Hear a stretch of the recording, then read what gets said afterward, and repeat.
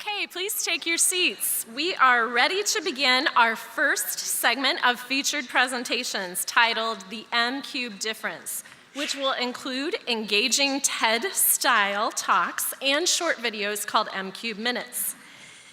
As some of you may know, faculty and student teams interviewed to qualify for these TED-style talks back in May and have spent several months preparing and rehearsing. Needless to say, these presentations are very different from traditional academic talks.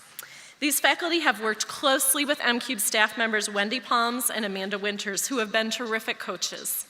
I also want to thank the videographers who have put together the MCubed Minute videos, Russell Video, Mumble and Shrug Video, and graduate student intern Jeff Edelstein, with assistance from intern Carly Valenzuela and undergraduate Atharva Karkar.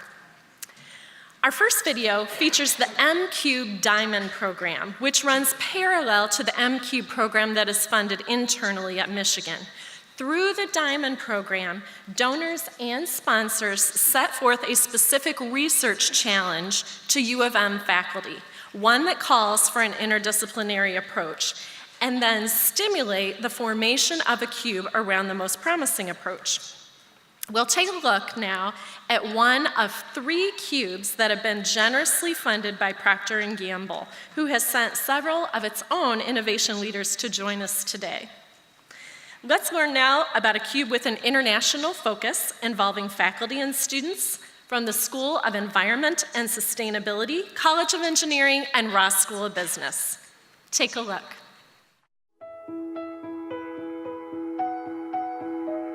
This project with Procter & Gamble was about looking into ways that we can get waste, and particularly plastic films and rigid plastics, out of our landfills, but not just getting rid of the materials, but also getting something out of it. We've invested energy into producing those materials, so if we could get some energy back or some additional benefit before it reaches its end of life, then that would be really cool. And that's why I think this project is important. And in Liberia, for instance, there's not a very well-developed waste management system, so they have a lot of waste pretty much everywhere.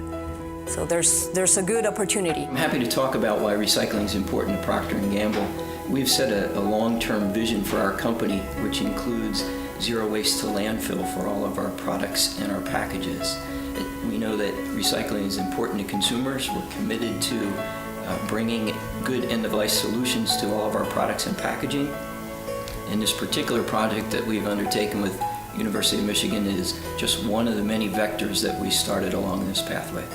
When you're talking about a company that impacts 5 billion people around the world with their products, and you can help them get towards zero landfill waste, towards 100% renewable energy, which is what they're trying to do, I mean, that's a huge impact that our university can have. Our relationship with the University of Michigan and Procter & Gamble has been ongoing for a good number of years.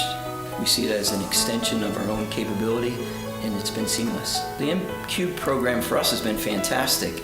We submitted one project, and I understand we were the first external entity to do so. The real benefit was not only did we get one project, but we got 2.